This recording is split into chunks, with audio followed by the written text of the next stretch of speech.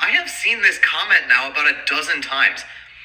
Is there some movement against potatoes that I'm not aware of? Many people that classify potatoes as unhealthy are thinking about potato chips and fries. These foods are indeed high in calories and easy to overconsume, and they do contain certain molecules due to the cooking process that may have detrimental impacts on our health. With that being said, it is recommended that baking or boiling potatoes is one of the ways to keep their nutritious qualities. And with that being said, let's talk about some of the nutritious qualities of the humble potato. First of all, something that most people don't realize is potatoes are extremely satiating.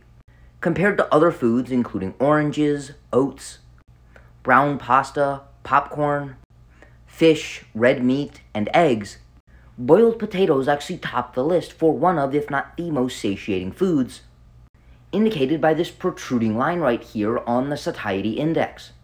In addition to this, potatoes actually have a myriad of micronutrients, including potassium, magnesium, vitamin C, vitamin B6, folate, and thiamine, as well as providing an excellent source of antioxidants that have a role in preventing cancer, heart attacks, and other disease manifestations. Unbeknownst to many, although potatoes are low in the amount of protein they contain, their protein quality is actually extremely good, comparable with things like meat and eggs, and better than most other plant proteins including beans. And isolates of potato protein show comparable effects to whey protein when it comes to muscle protein synthesis in response to exercise. And finally, potatoes also contain about 2.2 grams of fiber per 100 grams, meaning they could provide a meaningful amount of fiber to your daily diet. Intake of non-fried potatoes does not appear to be unhealthy, and is actually associated with a better diet quality compared to refined grains such as cereals and breads. With that being said, I do have a few tips to increase the amount of potatoes you consume while simultaneously improving your health.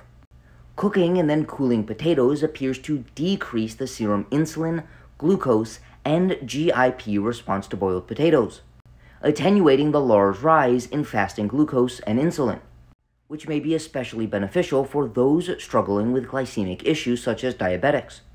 The reason is because chilling potatoes forms a specific type of starch called resistant starch that, as the name might imply, is resistant to digestion, making it a pseudo-type of fiber, decreasing the caloric content and increasing the fiber content, which has beneficial effects on our response after consuming the potatoes. Additionally, we should get creative with the type of potatoes we are consuming. Sweet potatoes are orange due to the presence of specific antioxidants called carotenoids, specifically beta-carotene, which is indicated to lower the risk of cardiovascular events and all-cause mortality, and is associated with a lower incidence of several chronic diseases. Another type of potato you may not have heard of are purple potatoes, rich in a specific pigment called anthocyanin, the same pigment that makes blueberries blue and gives them some of their health-promoting properties. Anthocyanins are potent antioxidants and reduce the risk of cardiovascular disease and neurodegenerative diseases. And although they're difficult to find, purple potatoes are absolutely my favorite. In essence, many people view potatoes as unhealthy because the type of potato products they're thinking of are typically high in calories and highly processed. But there are a myriad of health benefits to the consumption of potatoes, specifically potatoes in as minimally processed form as possible, such as baking, boiling, and pressure cooking. With that being said, if you would like an individualized approach to your nutrition and lifestyle to optimize your health, energy, and body composition, send me a DM to sign up for coaching.